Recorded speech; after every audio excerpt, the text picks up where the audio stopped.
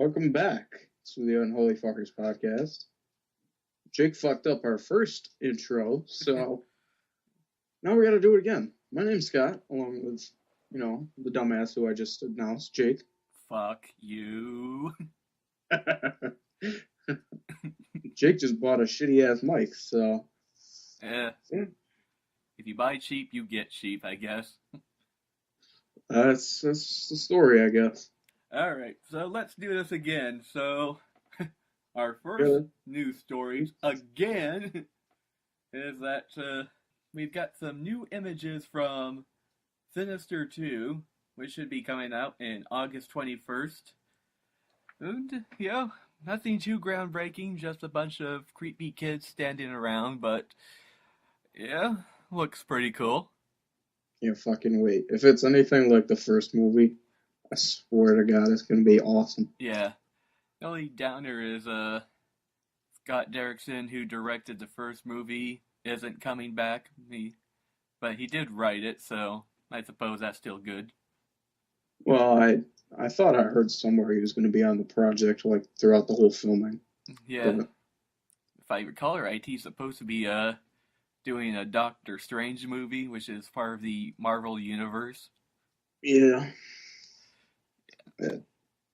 he wants to leave fucking the baby that he created to go direct something huge. Yeah, that seems to be what most horror directors do. Yeah, look. Well, at least James Wan made the movie look fucking amazing.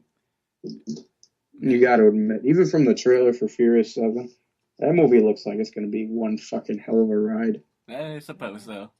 I'm just not too big of a fan of the Furious movies, but Well, I was listening to All My Heroes, and even Tyler, he said, they're not as good, but you know what? I think they just get better and better every year. mm, I mean, sad to say Paul Walker's not going to be in anymore, but, yeah, you know, I still like the story, fucking kids off the street, back when they were real young. Now they're fucking helping out the FBI. yeah, Try to stay out of jail. yeah. But yeah, All right. that's my favorite franchise right there. So next, I can never badmouth it. next bit of news is that the It remake.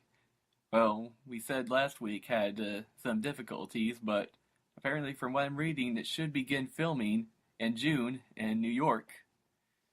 Yes, they finally found a Pennywise. They did. Let me open up this. Well, that's the only way they would begin filming. I suppose. Well, all we know is that it, it's being filmed soon in New York, and we got the director of True Detective, Cary Fukunaga. Some Japanese name that's I, hard to pronounce. I suppose. Yeah. Uh, Being penned by Seth Graham Smith. And I think that guy did Abraham Lincoln Vampire Hunter, I want to say. Which, yeah, I loved that movie.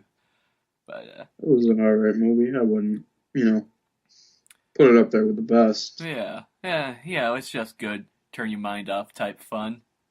Yeah. Yeah, doesn't look like much casting, so hopefully we get some sort of cast, especially whoever's going to be Pennywise the Clown. Well, yeah. Big, Hopefully we'll know pretty soon. big shoes to fill, that's for sure. Saying, man, if they just fucking go to Tim Curry, see if he will do it. Yeah. Should they? Who better to play a remake of somebody than the original? Should they? Yes. Will they? Well, that's No. another story. Hopefully is. Oh, he's too old now. Yeah. And another bit of news, a little bit of sad news actually. Robert Sadar, known for playing the Maniac Cop, passed away. Sounds like just from heart failure, which is pretty sad. Yeah, it makes me want to go marathon all those movies now. And if nobody's aware of Robert Zadar, I check out the movies, and you cannot miss this guy at all. I mean, everyone calls Bruce Campbell the Shin, but Jesus Christ, this guy's Shin was like fucking humongous. Yeah, it doesn't help that we're in the same movie. Yep, Shin versus the Shin. Now, if they could only got Jay Leno in that movie too. Well, I do have another thing. Bruce Campbell, he's actually trying to make the Expendables of horror. Yes, I heard about that.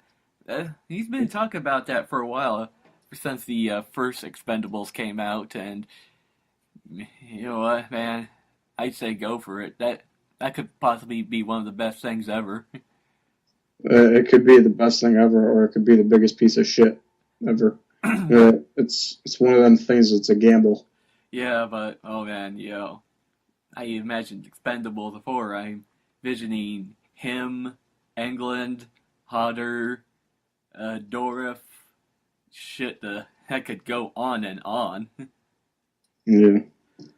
Just as long as they do the originals, not the fucking remade Yeah. characters. Yeah, of course, man. If you think about it, the movie Wishmaster, that was damn close to being an Expendables of horror. You ever see that one? I saw it a long time ago. Yeah, I mean, that's got Englund, Raimi, Hodder, Tony Todd, Angus Scrimm, Reggie Bannister. Shit. Other than that, yeah, that's all we have for news today. Man, you got anything else? No. Okay. Alright, so, Scott, you been watching anything? Well, I've been watching some stuff. I was gonna do a zombie marathon yesterday, but got caught up watching baseball. Yeah. Watching that all week. Uh-huh. Leading up to opening day. Yeah. Let's see, I watched our movies. Well, of course. I watched Night of the Living Dead. Which one? Night, the original. Okay, yeah, but 68. yeah. That's the only one that I ever watched. I don't watch the Savini remake. That's actually a pretty good one, yeah, but... Well, I would prefer the original. Well, yeah, of course, here. Most of the time that is the case. I actually started watching Dawn earlier, but I didn't get through it because I had other shit I had to do. Yeah. I watched a James Bond movie, Dr. No. Mm-hmm. That's a classic right there. Yeah. Other than that, I'm marathoning 2.5 Men right now. Nice. And really, that's about it.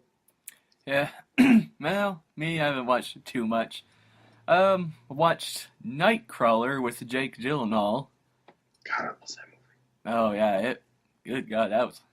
Damn, Jake Gyllenhaal, he's a freaking evil bastard in that movie. I mean, geez, no remorse for anybody.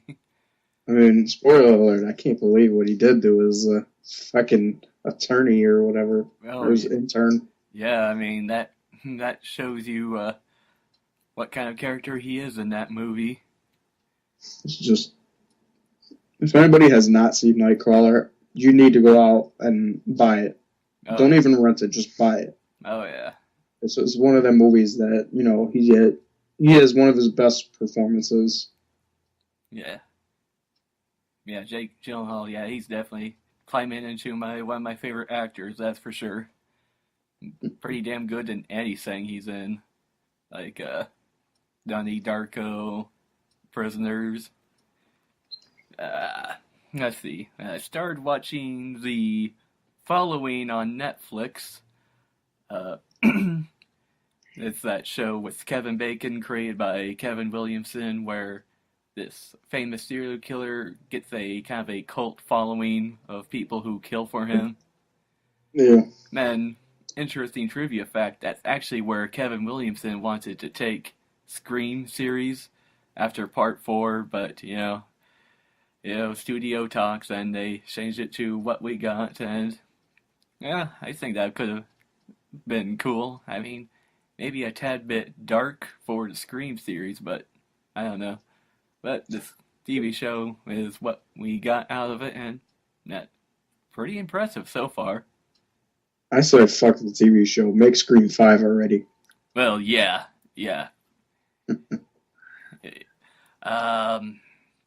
Shoot, was there anything else? I guess not. So, anything else we want to talk about? Yeah, how dare you make me watch Cabin Fever? That movie made me sick. Oh. And I hate watching her shave her legs. Oh, this noise. That's disgusting. Well, yeah. Let's save that for the talk. God, special effects in that movie are just fucking awesome and brutal. Yep. Alright. So, I guess if there's nothing else to say and you're already talking about Cabin Fever, let's take a break and we will plug in a song right here and we will be right back.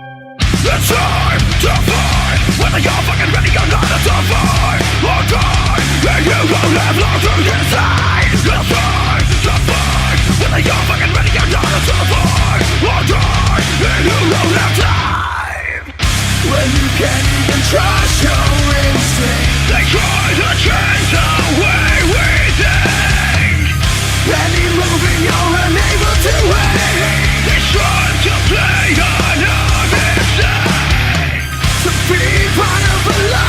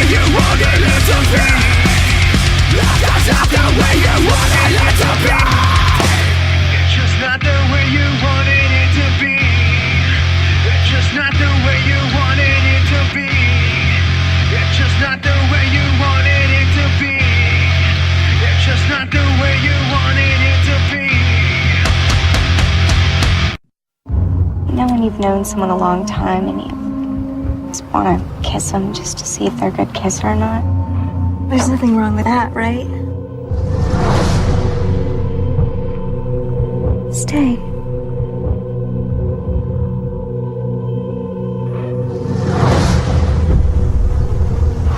I feel nauseous. Well, it's not funny. Can you help me? No. She's not coming near me. You're prostitute. You guys gonna kill each other now?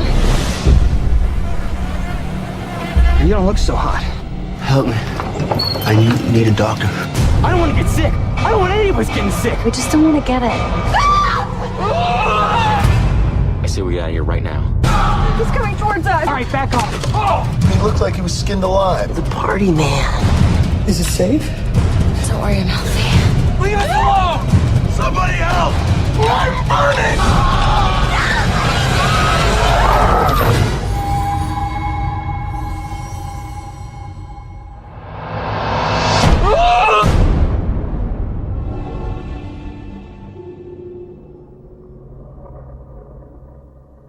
Welcome back. Now Fuckers.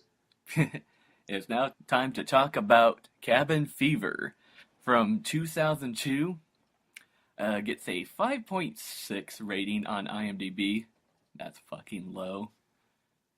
Directed by Eli Roth and has quite a bit of a cast, actually.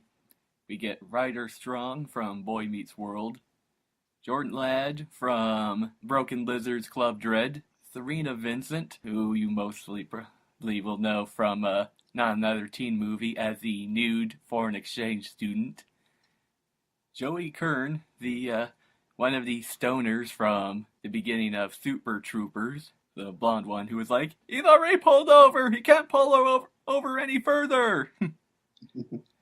And then we also get a Detroit Rock City reunion with James DeBello and Giuseppe Andrews. So, this movie opens up with a pretty cool credit sequence, kind of a bit of a white background getting red. Then we cut to a hermit in the woods, walking back with some dead rabbit, I believe. Yeah.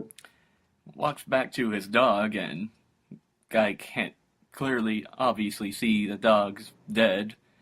He's putting the rabbit in his face like, hey, come here, boy. And he notices something, and he lifts the dog's legs up and is immediately squirted in the face with some blood. I can't remember. Is this like how the disease starts? Could be. I don't know. Does it ever explain it? I don't think it is. I mean, obviously, this dog was the first to get it, but where it came from, like, nobody knows. So that's what I think Eli Roth didn't have in this movie. Where the fuck did this disease come from? You know. Well, it's even in the second one, I don't think it explains it. you know, it's just one of those things where, you know, not everything needs to be explained. Anyway, so the screaming of the hermit immediately cuts to Marcy, played by Serena Vincent, screaming in joy as they're getting off of college for a trip. She immediately turns to these young kids and tells them, "Don't go to college, not worth it." So we got the whole gang riding in the truck. Karen, she starts leaning on Paul a bit, and we can see that Paul's got a bit of a thing for her, obviously. And, well, Bert, played by James DeBello, leans on him as well. They arrive at a at a general store, one of these very small town general stores. Immediately, Paul goes and sits next to this kid named Dennis, who seems to be kind of a catatonic type kid, until Paul puts his hand out to shake, and Dennis bites him.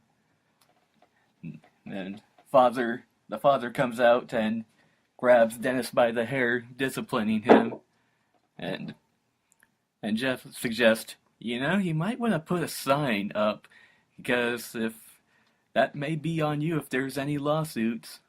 This fucking weird ass kid just sitting there. Yeah. Well, let's just go stick our hand out in front of him. Exactly.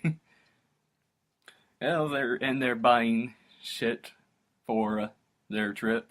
There's this old man in there, Old Man Cadwell, and he's talking about a bunch of crazy shit, like how he had a bunch of Shirley Temple glasses that got broken by a girl with cerebral palsy, telling them to be careful with the fox piss, or they'll make friends they'll never know they had. And then Marcy asks him what's the gun in the back for, and he's like, "Oh, that's for niggers." I remember listening to the fucking All My Heroes show, and Tyler is cracking up at that. This line kind of scares them off a bit, so they leave. Bert gets stopped by Dennis's dad, who caught him shoplifting, so he gives the candy bar back. Finally, they get to the cabin, and Jeff and Marcy, well, they waste no time and get in the bedroom, start getting it on. Paul and Karen decide to go swimming, and they catch Bert going out with a gun. They're asking him what he's doing. He's like, "I'm gonna hunt some squirrels, 'cause they're gay." And they're like, "Don't be retarded." And he's like, "I don't care if they're gay or straight, I'll shoot them anyway." Oh, God, I love Bert in this movie. So we get kind of a bit of a montage, this weird la la la la music, showing Jeff and Marcy getting on, Bert shooting at some squirrels, and, well, Marcy turns Jeff around and sticks her finger up his ass. I don't see how that would be pleasant at all. People You got ever let someone stick a finger in your ass? Mm. I don't think so. That's my private area. You can't go up there, Missy. One thing I kind of worry about it is, I'm just wondering, God, I hope she cut her nails at least. Good Lord, that'd be so uncomfortable. Anyway, so, cut to Paul and Karen walking in the woods, and then in the middle of a raft in the middle of the lake, and yeah, we can tell Paul, he's known Karen since 8th grade, and had a bit of a thing for her, but he is totally in the friend zone with her. Oh, I hate when that happens. Oh, yeah. And, well, Bert, he starts a huge bonfire and goes out for more hunting. Thinks he sees an animal, shoots at it. Turns out it's the hermit from earlier. Guy comes up to him, asking for help, and Bert, he's freaking out about it, so he shoots at his feet some more, scares him off. So he walks back, and Jeff and Marcy are putting out the fire, pitching him out for it, and he's like, "Who are you, Smokey the fucking clown?" And like, "Don't you mean Smokey the Bear?" And so we cut to later that night. They're sitting around a bonfire. Paul's telling the tales about Brighton Bowl, where a massacre took place. Apparently some guy went crazy, tied up all the employees in there, smashed their heads with a ballpoint hammer, and then cut off all their body parts and went bowling with them. And don't forget, the director is in one of these scenes. Actually, yeah, the guy you're talking about, the happy bald guy, that's actually his brother, Adam Roth, I believe. Yeah. Oh, it looks just like him. Yeah, maybe a twin. I don't know. Anyway, so like I said, the happy bald guy is a guy who worked there, and he always had this freaky looking grin on his face that freaked everybody out. Why they're bringing this guy up is because he said when the police found all of the body parts, his severed head still had that smile on it. But that's so fucked up. I know. God, what a cool story. I'd almost like a spin-off movie of that.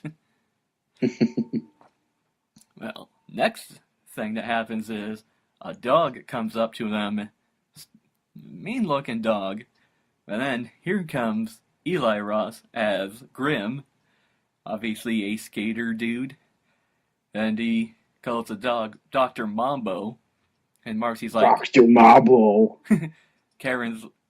Marcy's like, is he like a actual doctor or professor? He's like, yeah, he's a professor of being a dog faced. You can tell he was already stoned. Yeah. Yeah. He asked if he can join in on their bonfire, and they're like, no, this is kind of a personal thing. He's like, oh, what a shame. I guess I'll have to smoke this whole bag by myself. And they're like, oh, yeah. Oh, yeah, come on. Once weed is brought into the picture, everybody gets happy. Oh, yes. Oh, come on, come share the love. Yeah. So, he sits next down to Karen, and Karen seems to be, into this guy a bit, much to Paul's dismay. And also during this scene, Jeff and Bert, they start placing a bet that they can drink nothing but beer for the whole trip. And whoever wins the bet gets all the beer. It's a pretty stupid fucking bet. You'd get to drink beer all weekend, and what do you get? You would get to win more beer. Exactly. Not much of a fucking prize there. Yeah. But weather starts raining, so Grim, he decides to go back to his tent to make sure nothing gets wet. He gets invited back, too. So, they cut to inside. Everyone's talking about masturbation stories. Karen's talking about a detachable shower head she used, and Bert's talking about how he was masturbating, and when he came, his dog licked his asshole. Girls. Oh, God. Have I mentioned how much I love Bert in this movie? Story, Bert. So it's a door knock. There's a knock at the door. They think it's Graham, so they go and answer it, but it's the hermit, looking more and more fucked up than earlier. Bert, he's trying to hide his face, not very well, just with his cap, and immediately the hermit recognizes him, so Bert just slams the door in his face. Then he just goes to the car, decides to steal it, so they all grab weapons to scare him off. Bert shoots at the car, much to Jeff's dismay, and ended up having the hermit puke blood all over the car, and then have him coming towards the girls, and they just spray some hairspray on him, and then they catch him on fire, and off he goes into the woods, burning alive. Big mistake. Yep. So the gang, that night, they're all sit around in bed, having nightmares about this hermit, except Jeff, who just seems pretty content, actually. And seems that Karen, she's having premonitions, it seems, though. You notice that? Mm-hmm. Yeah. Yeah.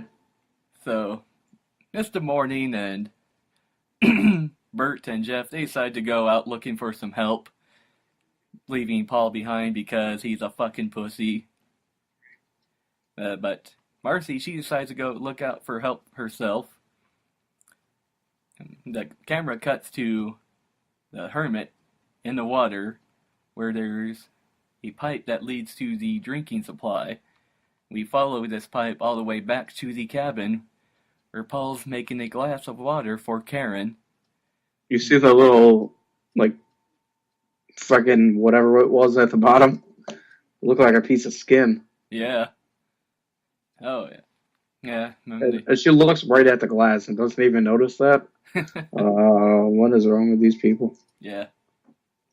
Well, Bert and Jeff, they find this woman slaughtering this pig. And then, after she starts freaking out a bit about this pig, about how the pigs get infected. I don't know. Wonder if that. Well, here, maybe this is, an animal infection, and maybe it's spread to the dude. Yeah. Maybe this is where it all comes from. Yeah, it could be. Ooh. There's a theory for everybody. Yeah. And they just say that they need some help. They need to get a tow truck, and she's like, okay, well, I could radio you in, and they get in the car and start talking about the hermit that came by, and she's like, oh, it wasn't Henry, was it? Nah, Henry wouldn't do that. Then they notice the picture of Henry, who is the hermit that attacked them last night, and that's just when they're like, you know what, we can go get it ourselves. We didn't just kill your cousin. Let's get the fuck out of here. Yeah.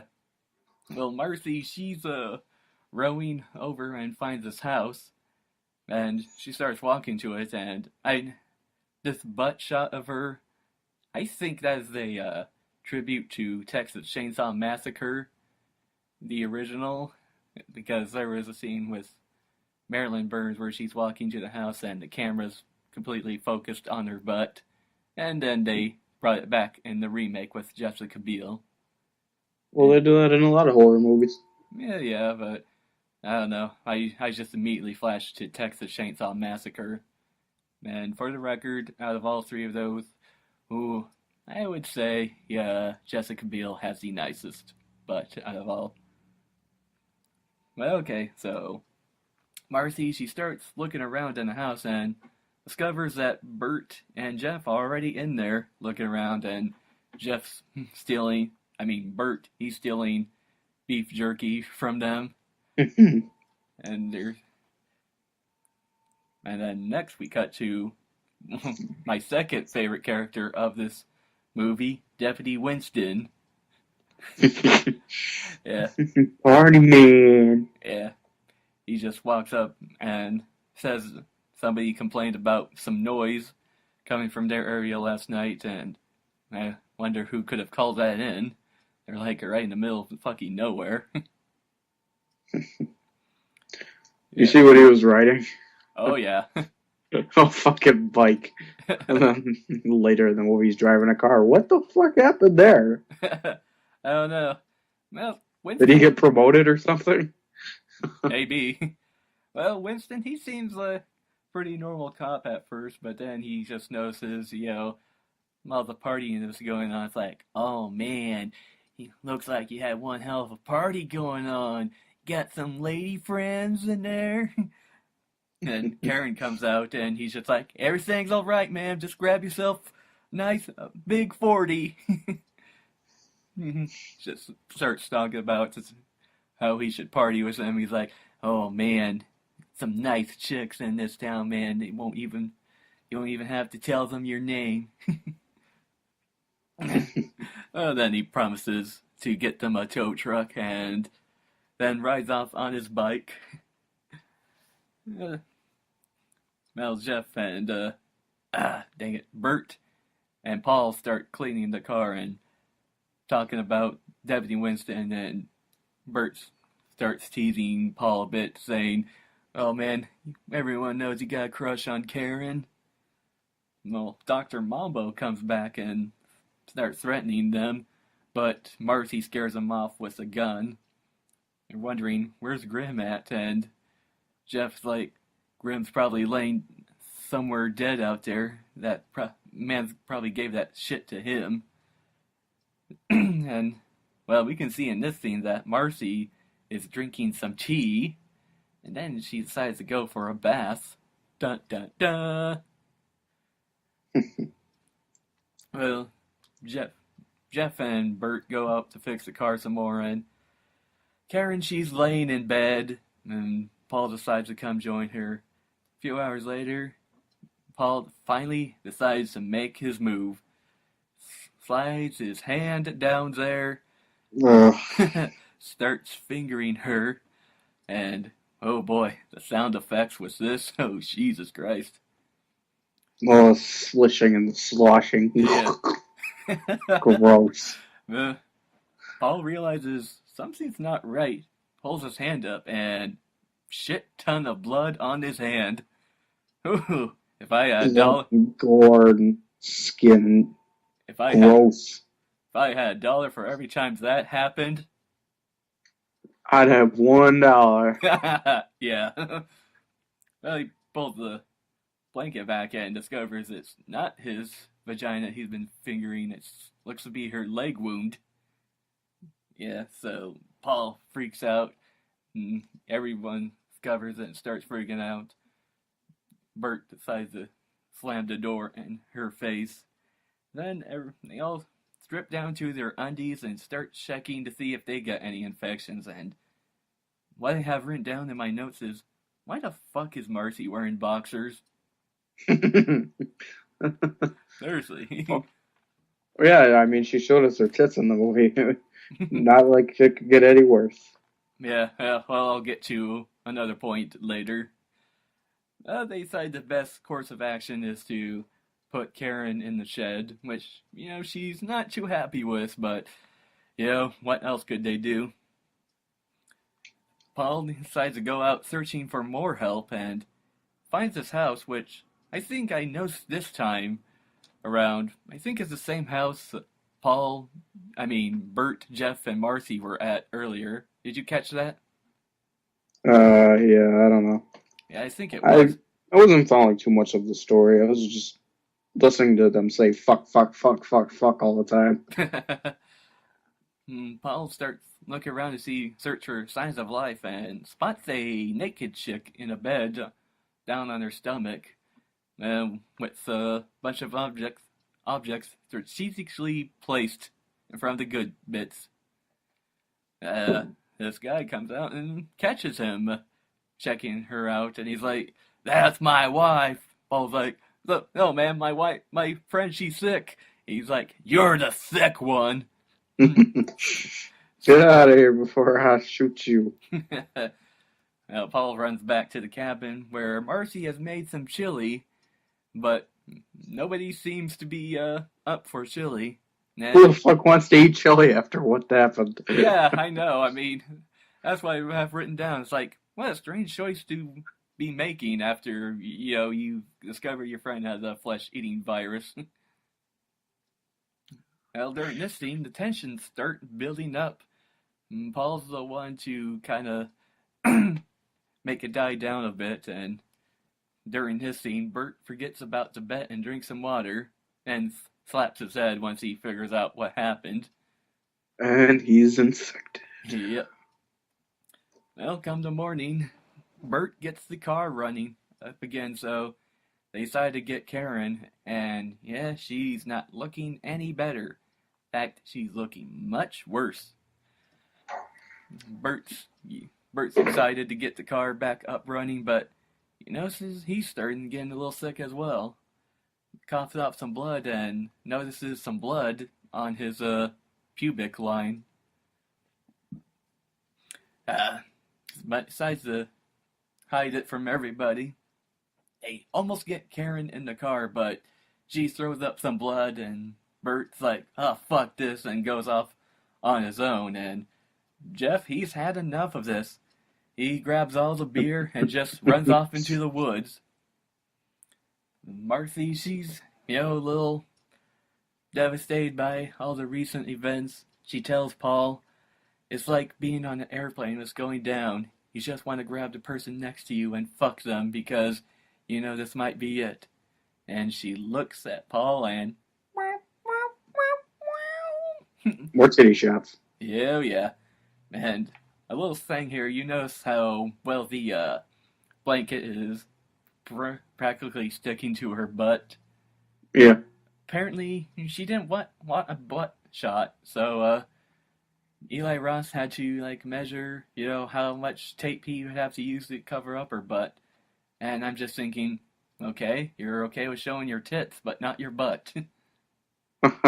Everybody's got one. Not everybody's got titties. Yeah. And plus, a year earlier, she was in Not Another Teen Movie, and now she showed off everything in that movie. Everything, you say. Yeah. Well, maybe not everything, but titties and butts. Choose your words more carefully. Yeah. I don't know. It's been a long time since I've seen Not Another Teen Movie. Maybe she did show off some frontal. I don't remember. I've never seen it, so I don't know. Yeah. Yeah, but if you do want to see a butt shot, Not Another Teen Movie, people, since apparently she's too good for butt shots in this movie. but not titties. She's a slut in this movie. Oh yeah. If only she fucked Bart, then she'd be the total slut. Oh yeah. She'd be the queen. Yeah. Well, during the sex scene, Paul runs his fingers down her back and leaves some marks, so obviously Karen's infected. And they get done, and the first thing Paul does, run into the bathroom, pour some Listerine on his penis.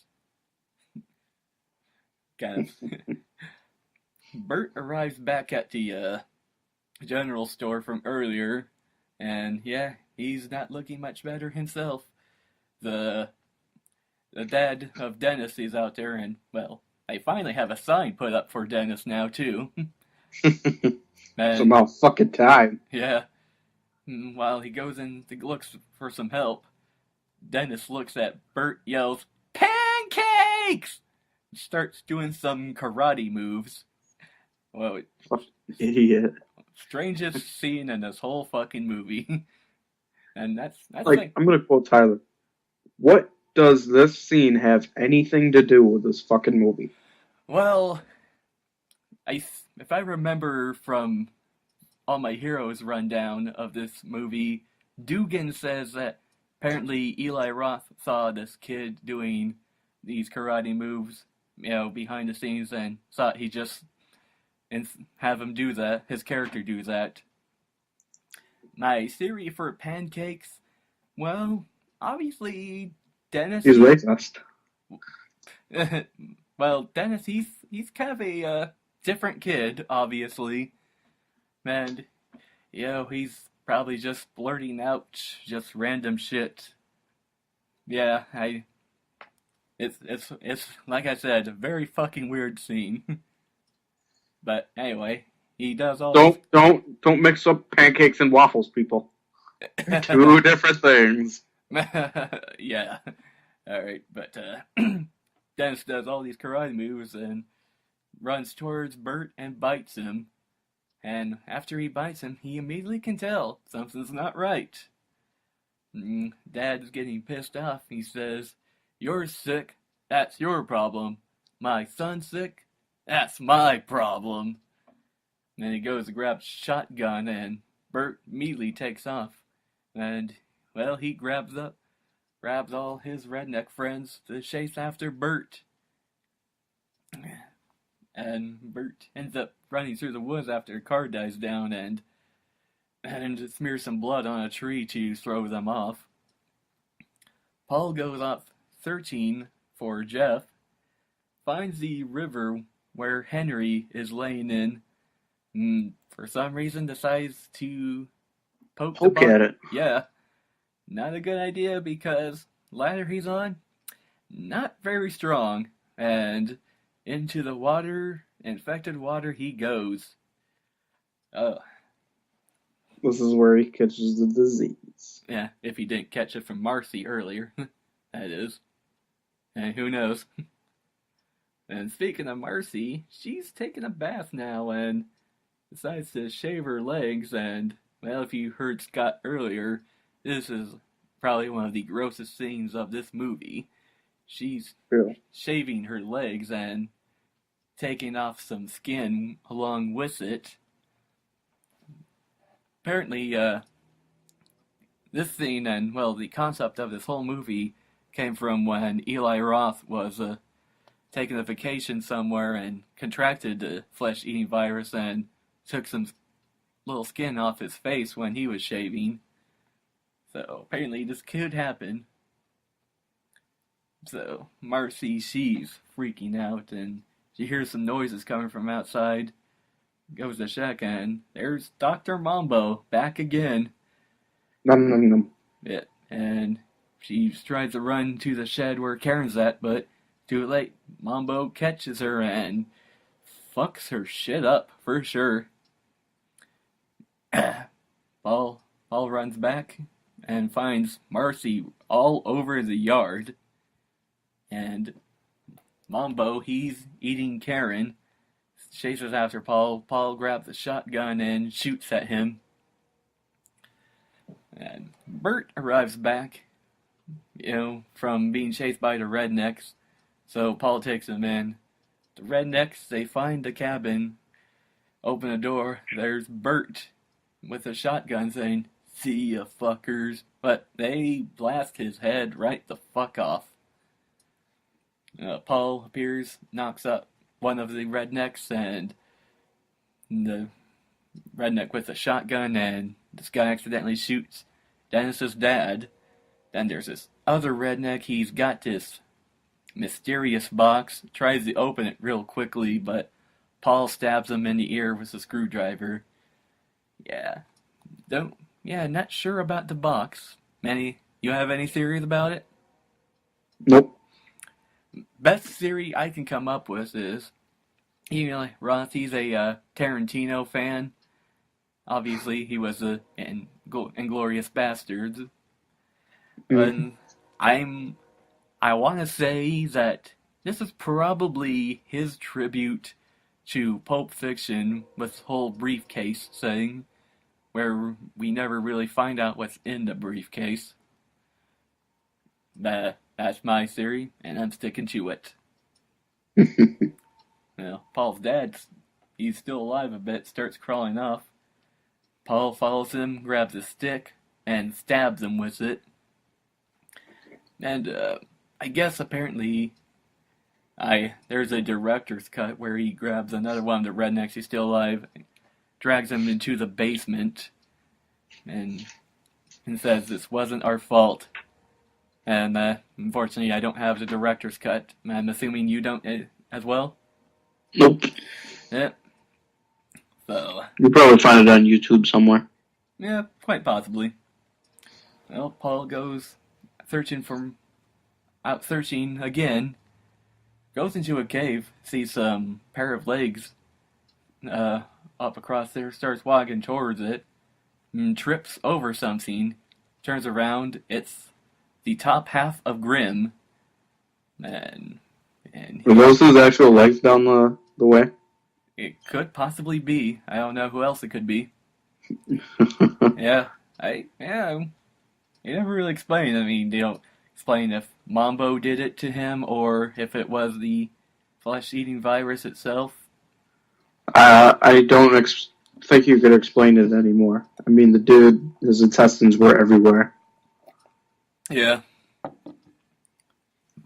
So Paul finds the redneck's truck, drives off, and while checking to see how fucked up he's getting, he accidentally hits a deer. And this deer, its legs are sticking into the window, like almost. I love this fake deer. Almost hitting Paul. Paul grabs a shotgun and blasts him off. And then Chris Farley and David Spade come and say, "We just can't leave it here." Paul's looking more fucked up now from the disease and getting covered in all the deer blood. Finds an underage party with Deputy Winston attending. Winston sees him, he's like, "Oh man, it's the party dude! Oh shit, man, I was gonna tell you we called a tow truck, but it broke down, so that had to be towed." Well, a call comes over Winston's radio saying, there's a bunch of kids with the flesh-eating virus killing people, tells them to shoot on sight. And there's these guys in the party playing instruments. One guy with a harmonica, another guy with a guitar. One guy grabs the guy's guitar, goes to smack Paul with it, but Paul dodges in time and hits the guy with the harmonica, jamming it down his throat. And this guy's death rattles are harmonica sounds. I thought this was hilarious. We're sticking like vertical in his fucking throat. Yeah. Paul ends up throwing up blood on this guy and scaring everybody off. And Winston's like, "You fucking idiot! You fucking ruined the party!" And Paul hits him over the head, knocking him out, and just takes off. Paul ends up passing out right in front of a semi-truck, takes him in and drops him off at a hospital. Paul's being wheeled off, and in a hallway, he sees a guy in a bunny suit. Another one of these strange, unexplained scenes. I think it was more hallucinating. I mean, that's really the only possible thing you could think of. Yeah, it could be. And in the ending credits, when they say who the actor is for this guy, they say, "We will never tell." I did notice, though, it looked like Dennis was in that room with that bunny. I don't know. I just saw long blonde hair and just assumed. I mean, we never find out what happens to Dennis after he bites Bert, so could be. Never know. Yeah. Well, Paul wakes up and and the doctors are asking him what happened, and Paul, he's a wreck. So they're telling the sheriff, "And we can't take care of this guy. This guy's Cook County's problem." The sheriff's like, "All right, you load him into my car." And it's Deputy Winston driving the car, and Paul wakes up, and Winston's like, "Oh, hey, it's the party man.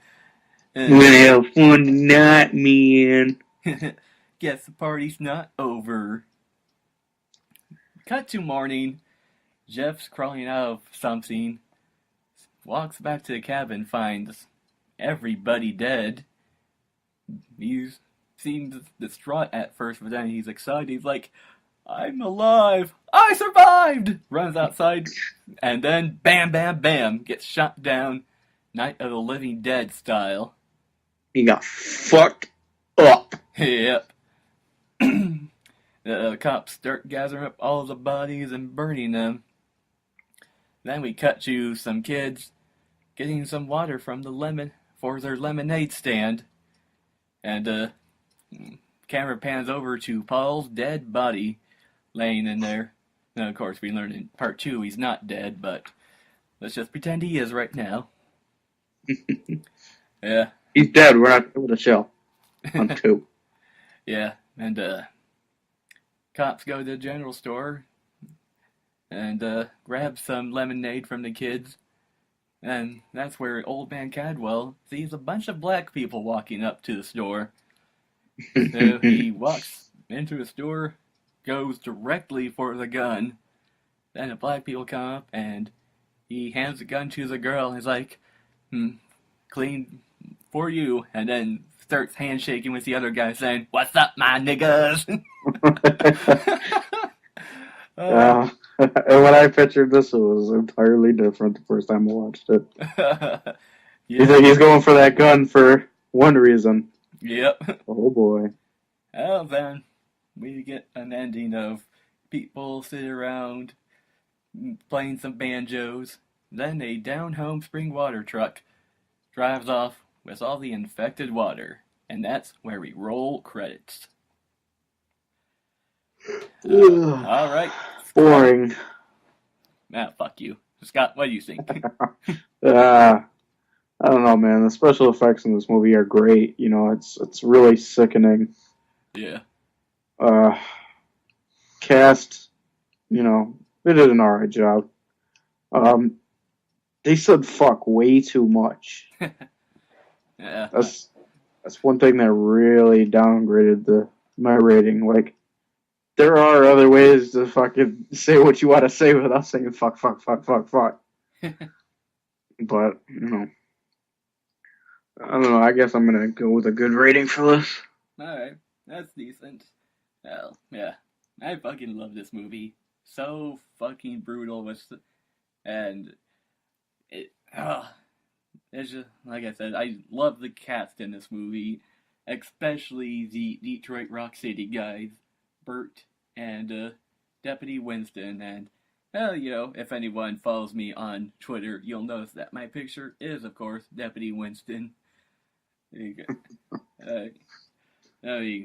This guy is quite a character, and I thought the sequel, Cabin Fever 2, was just alright, but Hey, we haven't done the show, shut up! Well, I'm just saying, I'm just glad they brought him back. That's what, it just made the movie that much better, but, yeah. I mean, there are some weird shit in this movie, like the pancakes, the mysterious kit, but, it's up to your imagination what you want to make of it, And otherwise, I think I'm gonna go with, I struggle with a good or a best rating for this. Fuck it, I'm doing it. Best. It is not one of the best movies out there. I'll tell you that right now. Well, everyone's entitled to their own opinion, Scott. Especially when they're wrong. I'm not wrong about this. Alright, you keep telling yourself that. We get into our next movie, I'll prove you wrong. Alright, then let's do that. Let's go to break, and Scott will plug in a song right here, and we will be back with Zombieland.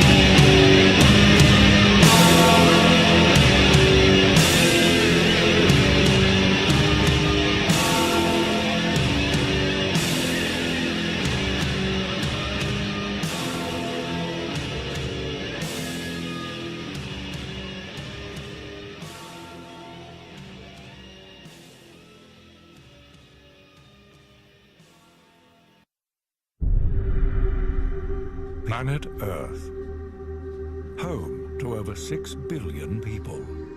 Today, our very existence is threatened by epidemics, climate change, and dwindling resources.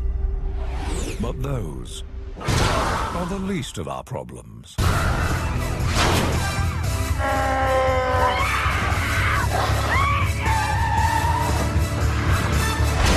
Welcome to Zombieland.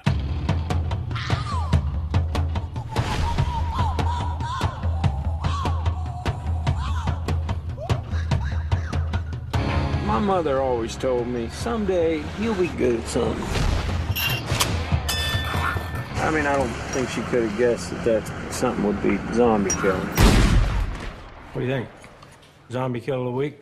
Close, but no cigar. Zombie Kill of the Week went to Miss Cynthia Knickerbocker.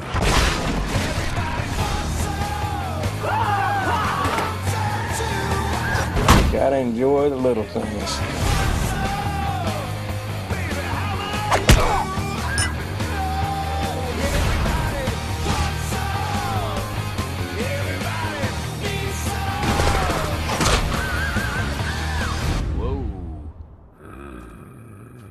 Well, these fellas really let themselves go.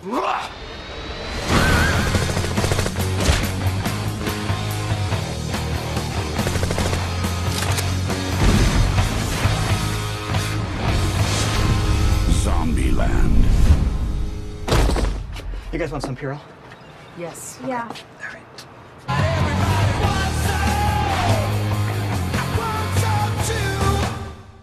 We're back, hopefully. Yep, we're back. We're back. I keep saying it a little early. But, yeah, Zombieland. Jake's going to give us the info on the movie. Zombieland from 2009 opened October 2nd, my birthday. So, yeah, I went to see this movie twice when it was released. It's a 7.7 rating on IMDb. Worth every point. I don't think I went over the box office cabin fever, but the budget for this movie was $23 million, grossed $75 million, so pretty good. That's it? Yeah. It didn't even gross $100 million. That's fucking sad. Considering I bought my copy from Best Buy, but still. Made $50 million more than this budget, so pretty good. Not Best Buy, Blockbuster. I bought it back when Blockbuster was still in business. Yeah. Yeah. Well, my rundown is not going to be as long because there are not as many points to, go over with. But the movie does start out with, a bunch of wrecked cars, in DC. We see a zombie jump out from behind one of them. And this dude, he tries to run away, but he falls over himself and, he gets eaten alive. Well, all the while, someone's talking and doing a voiceover talking about, how bad the world is now and, how bad it becomes. All right, we see some rules pop up. Rule 1, cardio. I'd be fucked. What? I'd be fucked. Hey, I'm pretty big, but I still got some pretty good cardio with me. Yeah. Number 2, double tap. We got number 3, beware of bathrooms. And then number 4, the seatbelt. Yeah, and there are plenty more that pop up, too. Yes. Then we get, the opening credits with For Whom the Bell Tolls playing by, Metallica, which is a song you probably just heard. And yeah, once this song popped up, I knew I was in for a good time. This movie, once you hear that song, this movie's just going to be, you're in for a ride.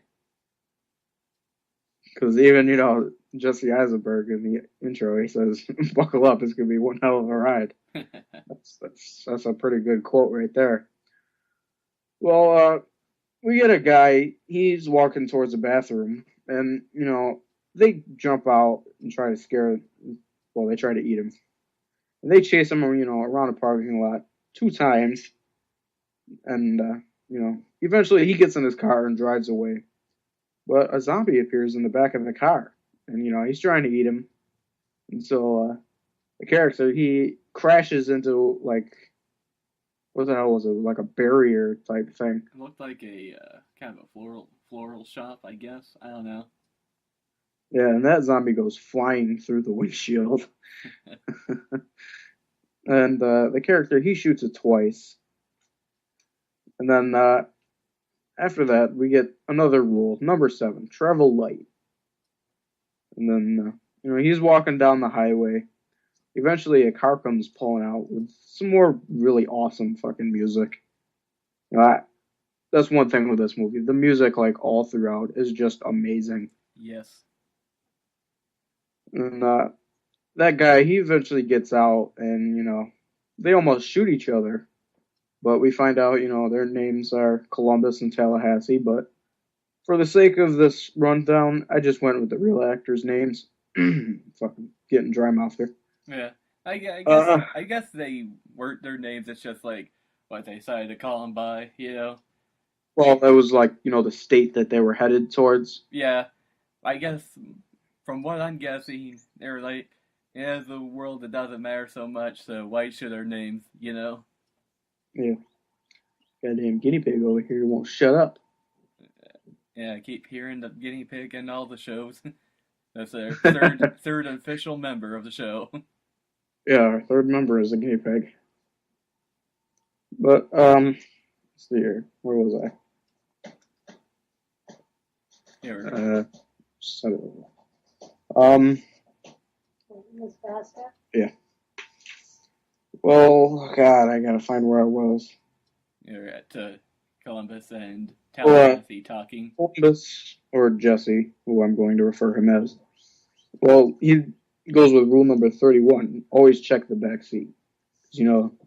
Just like in the first scene, he forgot to do that, and look what happened. There was a zombie in the back seat. Yep. Well, Woody and Columbus, they share a drink together. Jesse, he dumps the drink out the window. The first time I saw that, I was cracking up. But, well, they soon stumble upon, a hostess truck. And, we get some backstory, about how Woody, he was in the ass-kicking business. And business is good. Business is good. We get another rule number 18, limber up. And they go down there, they knock on the door, nothing happens. They open it, and they find snowballs. And Woody, he just has to fucking freaks out. He loves his Twinkies. I hate coconut, not the taste, consistency. But, they go to a bathroom, and this is where we find out, Columbus, he's terrified of clowns, even, more scared of them than zombies. Yeah, he apparently has a bunch of phobias. He's I don't know what the fuck they're called. He's a guy who likes to stay inside because he's scared of everything. Introvert? Probably. I don't know what it's called. Yeah. Shut in, whatever. Yeah, well, we get some backstory, and I didn't feel like writing it all down, but, this is where he learns about the double tap. And, this is a scene where, Amber Heard, she's attacked, and, she tries to eat him after she turns into a zombie. Oh, Amber Heard.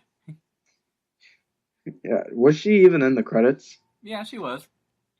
Like, I know a lot of the actors, they weren't, like, actually credited for, like, playing zombies. Yeah, in fact, the IMDb page is, like, very short. It's just, besides the main 4, there's Amber Heard, the zombie clown, and the, surprise appearance later.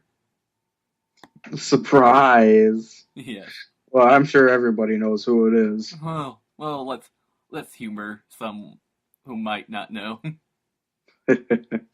Well, they continue driving down the highway, and they're talking about, last time they laid pipe, went 22s, or went heels to Jesus.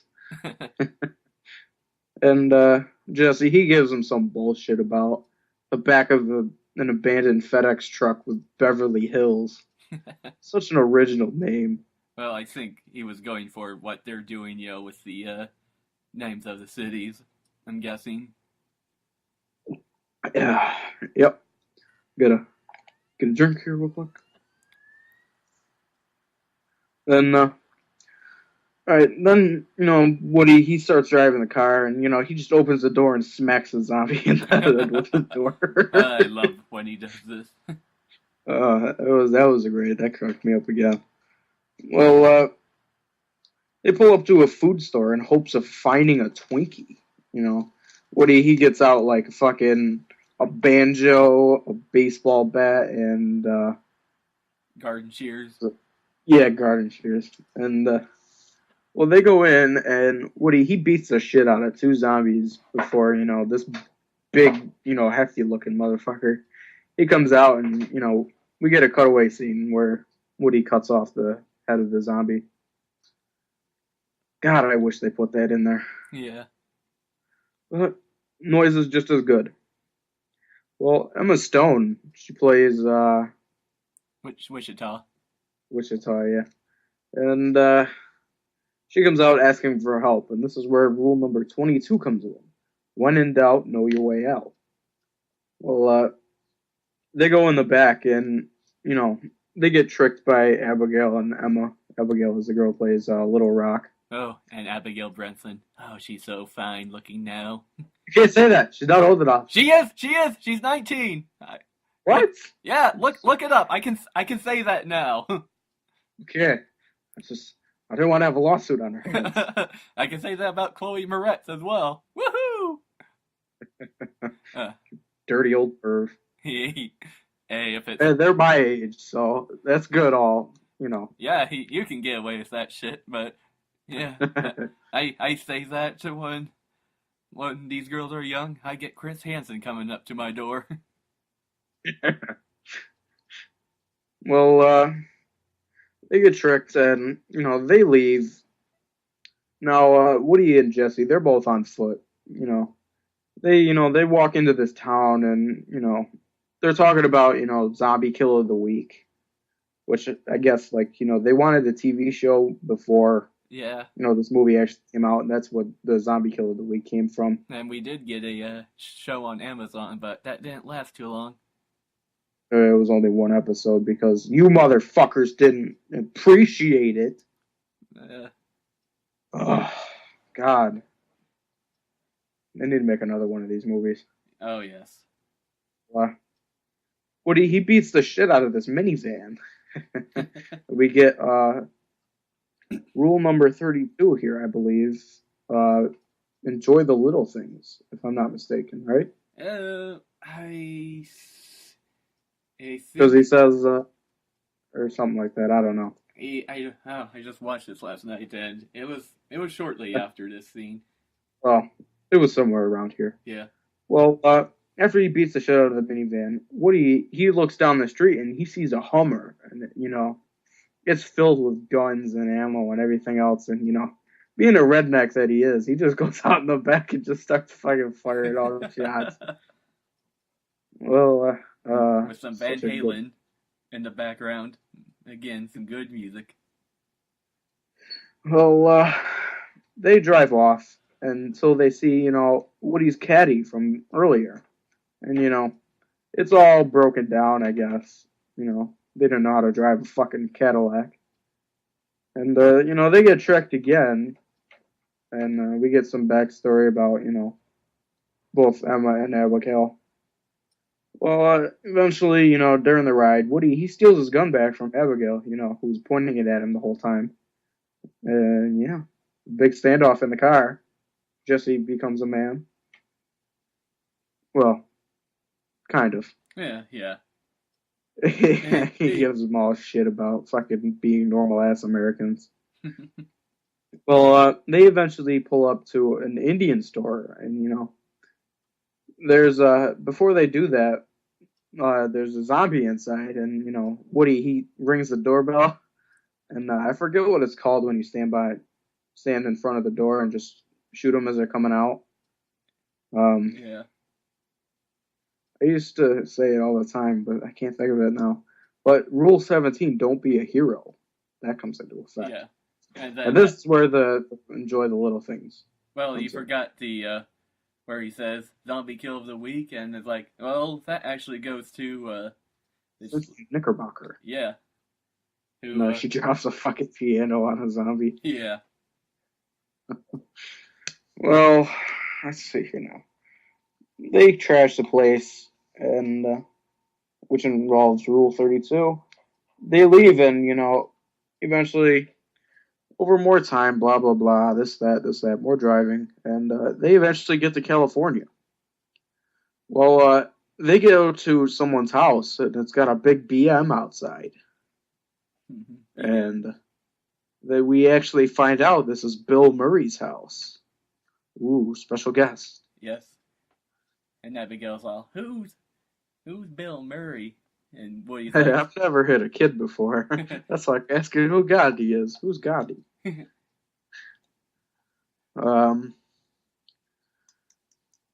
Well, he comes downstairs and, he almost, it looks like he's going to bite Woody, and Emma, she comes over and hits him with a golf club. Ow! Well, some time goes by, some shenanigans and whatnot. I just love Woody, like, whole freaking out when he realizes it's Bill Murray. He's like, I've been watching your movies since I've been able to masturbate. Not that those have anything to do with each other. Oh, yeah. Then, they smoke some good kush. Oh, yes. She blew they're playing Ghostbusters in the house. I didn't catch this part, like, the fucking... They were like, don't cross the streets. They were yelling it, and... Yeah. The fucking power just, like, flickers. Yeah. Like, I don't know if they purposely did that or not, or what the hell is going on there. Ooh, maybe the house was haunted. Strange it didn't even flicker over in Jesse and Abigail's area. Yeah. Well, Bill Murray, he tries to scare the shit out of Jesse, but Jesse shoots him. And, sad day for everybody. Yeah, Abigail asks him, any regrets? He's like, Garfield. Garfield? And then, he's just sitting there breathing heavily. Emma just starts laughing at him. But he eventually dies, and, they pull him out onto his balcony, and they just throw him off the roof. And they do a, what is that called? A gun salute or whatever? Yeah. Yeah. Well, sad day. Well, then they play, like, some board game. I didn't know what it was. Was it Monopoly? I think it's Monopoly. Yeah, because they're playing with money, so... Well, some time goes by, and, Woody and Abigail, they're out in, like, this pool, and they're shooting some vases. You're kind of forgetting a key moment. Well, earlier, I think this is when the Little Sang came up. Woody starts talking about his friend. Son. Yeah, well, earlier we think it's his puppy, but yeah, during the scene they're playing Monopoly, we find out it's his son. Ever cried like this? It's Titanic.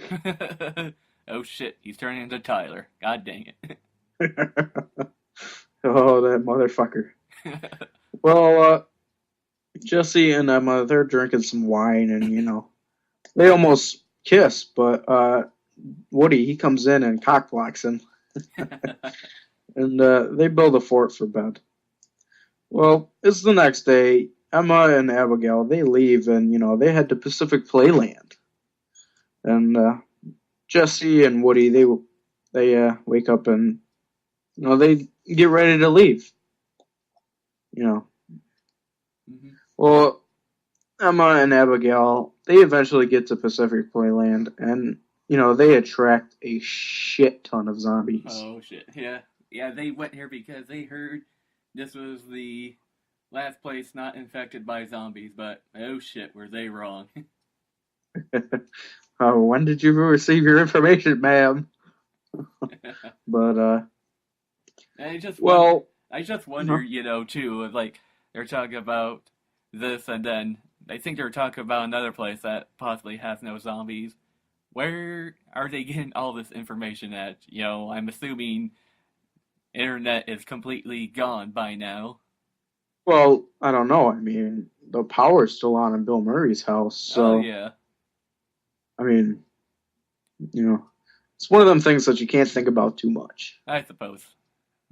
Well, Jesse, he's about to leave on a motorcycle, and he doesn't know how to drive it properly, and he crashes. Like, not 2 seconds after he starts it. Yeah. And, Woody, he pulls up and says, let's go ride the roller coasters. And they head off to Pacific Playland and meet up back with the girls. And this is a strange thing, too. You notice it, took the girls all day to get to Pacific, but takes them, quite a few hours, just a few hours, too. You notice that? It didn't even take them that long. It took them, 5 minutes. Yeah.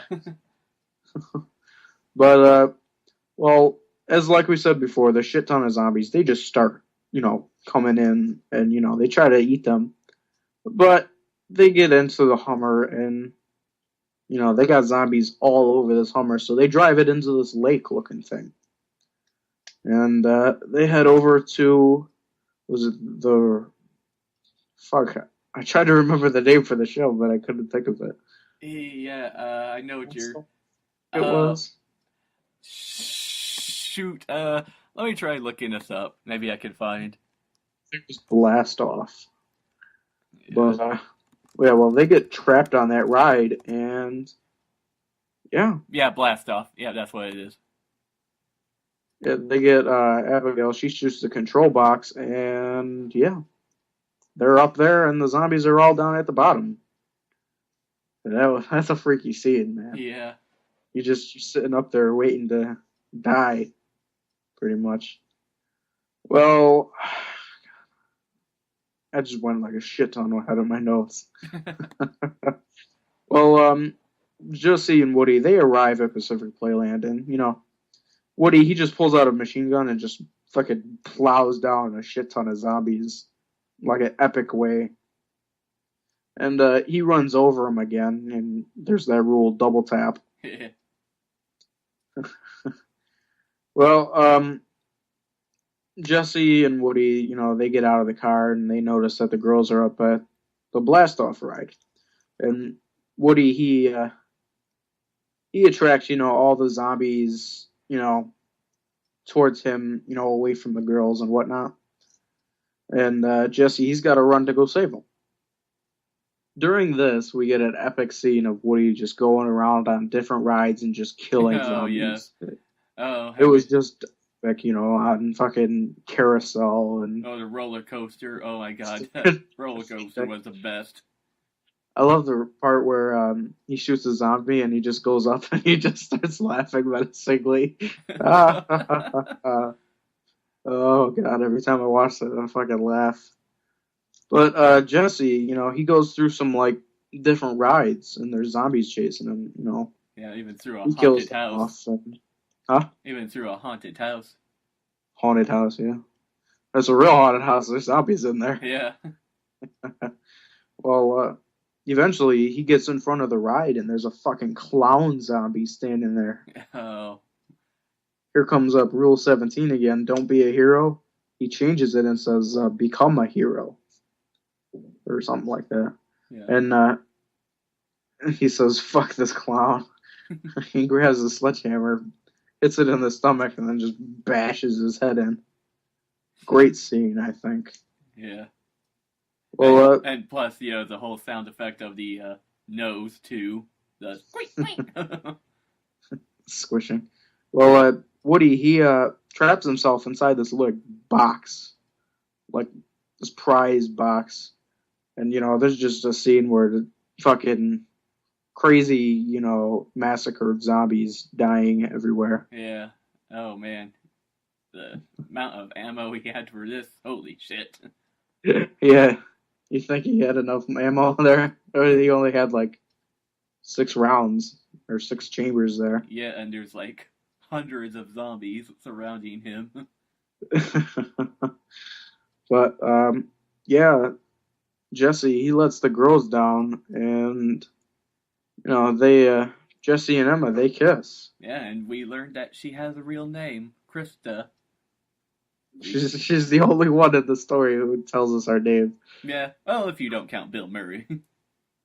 Well, yeah, I mean, he's the one guy. Yeah. But there's no more zombies to deal with. Woody, he's going out looking for a Twinkie because he saw a sign that says deep fried Twinkies. And Jesse, he follows him in to the store. And he shoots at him. And, he shoots at a door and there's rats in there. Yeah. And he shoots the Twinkies. Sadly, it is the end of Twinkies. Well, eventually Woody gets his Twinkie from Abigail, which, here comes Rule 32 again, and you gotta enjoy the little things. Yep. And we get the movie ending with them driving off and Woody smacking another zombie with the door. And we roll credits. Mm-hmm. Alright. Yeah, so definitely not as long as fucking Cabin Fever, but Yeah. it's mostly driving throughout the whole movie, and, I didn't feel like writing everything that they talked about. Yeah. Well, what did you think about the movie? Oh god, this is a fun movie for sure. It's definitely one of those movies, you just have to just turn your brain off and have some fun. I mean, that rule, enjoy the little things, that fits this movie so perfectly. And honestly, like the last movie, the cast is the best part, especially Woody Harrelson. I mean, he steals the whole fucking show for this whole movie. And then you add in the Bill Murray cameo, and holy shit, it's just a fun movie, and really not much else I can say about it. And fuck it, you know what? For this movie, I think I will give it the best rating as well. Yeah, I mean, I gotta agree with you. Everything you said, Woody Harrelson, he makes this fucking movie. I don't think any other actor could possibly have done as good of a job as he did. Yeah, and I think that's kind of why the show on Amazon failed, because they didn't even get all the actors back. Well, of course, a lot of these actors are big time now, so getting them back would be kind of impossible. But yeah. Even if they came back for, Zombieland 2, man, I think I could write a fucking good script for them. Yeah. There's just millions of ideas you can go with. Yeah. I mean, we need another fucking Zombieland movie. Yeah. Or we need the TV show. But, yeah. But, I'm giving this the best rating possible. I mean, this is one of the best movies out there to watch. I mean, you could watch this movie, any time of the day, any day of the week, You just can't find a better movie out there. Yeah. It's a zombie movie. And plus, to add on to Zombieland 2, I'm almost afraid. I mean, we love Woody Harrelson, but would Jesse Eisenberg return? I mean, he's been an Oscar-nominated movie, The Social Network, and, well, now he's frickin' Lex Luthor as well. So, wonder if he will return if they make a Zombieland 2, or if he's just gonna be all stuck up about it. It's like, nah, I'm into bigger movies now. Well, I don't know. Maybe if they get Woody Harrelson again and fucking Woody convinces him. Yeah, could possibly be. Well, I hope wish they would make one soon. I mean, this one was 6 years ago, so yeah. What are they waiting for, man? Hey, box office numbers looked pretty good too, so I don't understand what's keeping it from making a sequel? I don't know, man. But, well, I think we're going to take a break now, and when we come back, I'm going to complain that there's no feedback, and we're going to announce a special show for next week. I'm not sorry for the way that I am.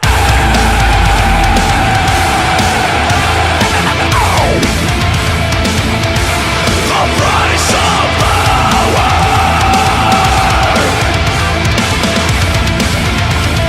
Here we are. When you never had anything, how far would you go to have it all? They told me I could have everything, but I never thought I'd have to take the fall. So heavy lies the crown that you pay for. Freeze the priority. That's fucking killing me. Raise your wrist. I don't know if I'll even make it to hell. Raise your wrist. I don't know if I'll even make it to hell. It's like the harder I try, the more I fail. I'm a goddamn monster.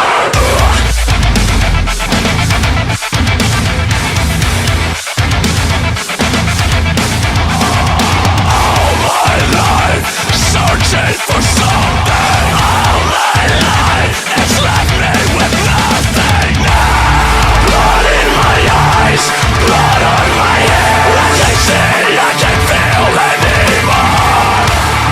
Blood in my eyes, blood on my hands. So heavy lies the crown that you pay for.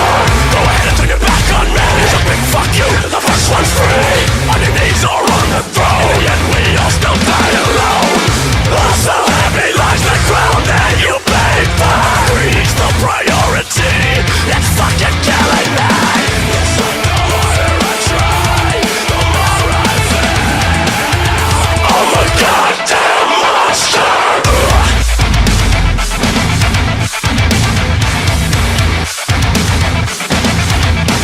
Raise your wrist. I don't know if I'll even make it to hell. Raise your wrist. I don't know if I'll even make it to hell.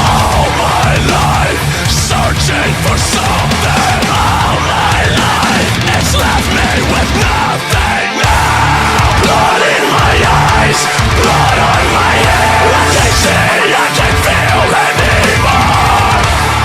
Blood in my eyes, blood on my hands. So heavy lies the crown that you pay for. Blood in my eyes, blood on my hands. Blood on my hands. Blood in my eyes, blood on my hands. Blood on my hands.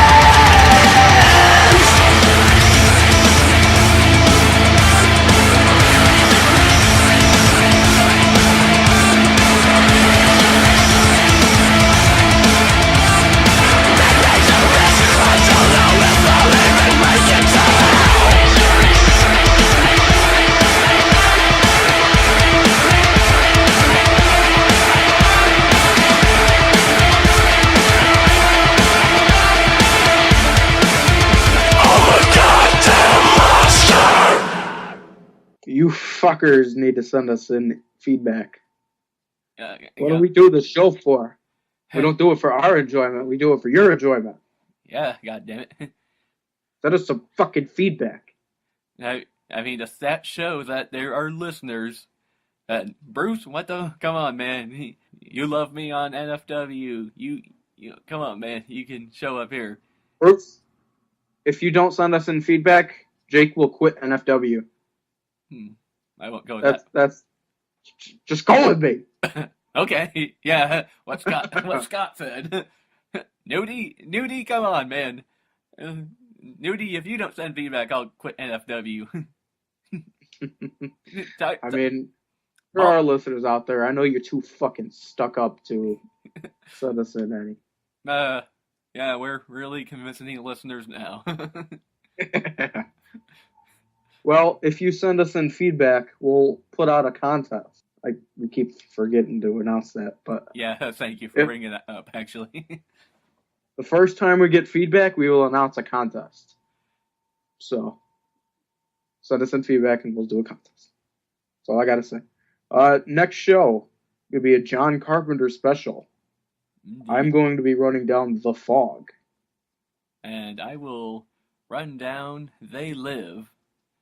So it was kind of you a got hard. that. It's kind of a hard choice to decide what to do. Having Carpenter pick and choose with his best flicks, you know. And we're going to save Halloween for, October. Yeah, obviously. And, yeah, I mean, get a hold of this show. I mean, I don't know how many times I'm going to have to say it. Yeah. Contact us okay. at unholymofos@gmail.com. Yeah. Yeah. There you go. And well, no voicemail yet. We'll wait. Gotta work on that. Well, we'll wait till you people actually start contacting us. And if otherwise you want your voice to be heard, you can always send in MP3s as well. Not that they'll actually be played, but... well, God damn it, Scott, do you want feedback or not?